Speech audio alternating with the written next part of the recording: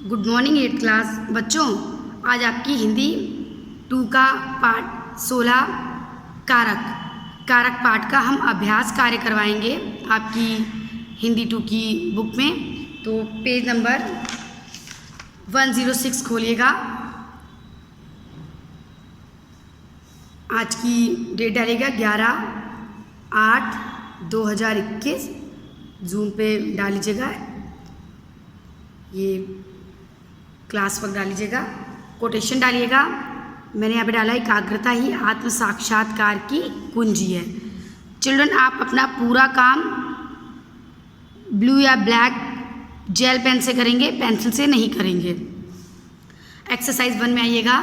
देखिए, सही वाक्य पर सही का तथा गलत वाक्य पर गलत का निशान लगाइए।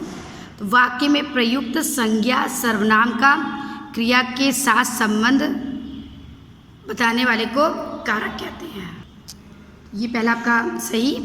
फिर से विभक्ति चिन्ह 2 कारकों के लिए प्रयोग किया जाता है, ये भी सही। करण कारण कारक और अपादान कारक के लिए से का प्रयोग होता है। कर्ता ने कर्म को करण से, संप्रदान के लिए अपादान से। कारक के 8 भेद सही।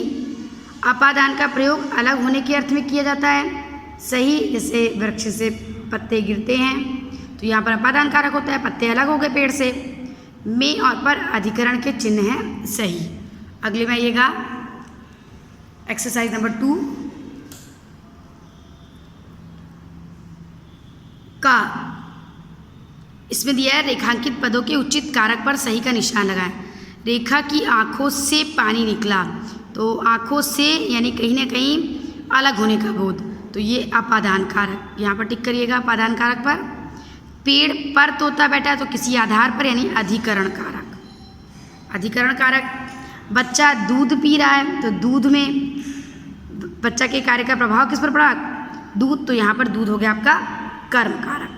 एक तरह से आप सेंटेंस बनाइए तो लिखें बच्चे ने दूध को पिया, ठीक, तो कर्म कारक।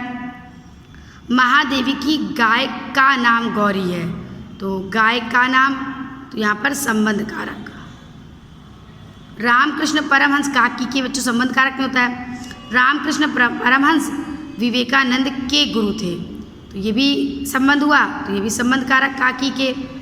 मोहन शेर से डरता है, तो डरने का भाव भी बच्चों अपादान कारक में आता है, तो अपादान कारक ठीक है। और गंगा हिमालय से निकलती है, तो ये तो आपका सही है, ये अलग हो रही है, हिमालय से गंगा अलग हो रही है, तो अपादान कारक अलग होने के अर्थ में। पेज नंबर 107 खोलिएगा, एक्सरसाइज नंबर 3।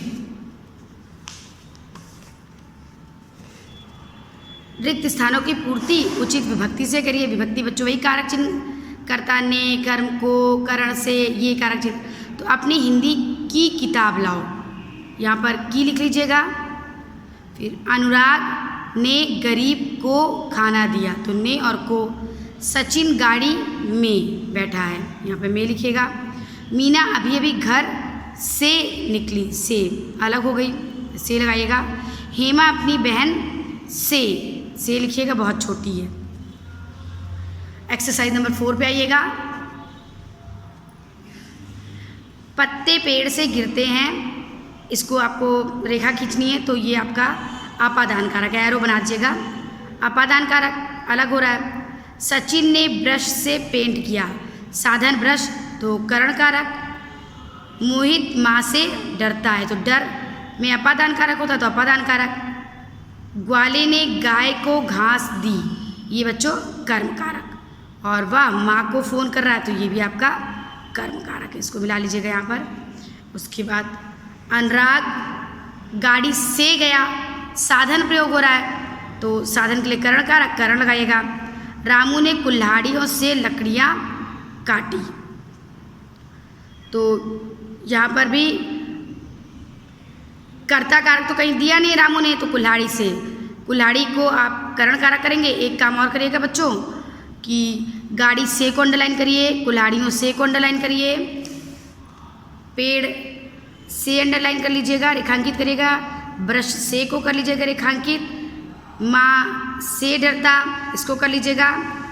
गाय को, माँ को। फिर अगला आपका है रेलगाड़ी पटरी से उतरी, तो अलग हो गई, तो ये भी आपका अलग होने के अर्थ में पटरी से को रेखांकित कीजिएगा, ये अपादान कारक है। और रमा ने माता जी को पानी दिया, ये आपका बच्चों संप्रदान है जिसके लिए काम हुआ। और अध्यापक ने बच्चों को पढ़ाया, तो अध्यापक ने बच्चों को पढ़ाया, तो ये आपका कर्म कारक है।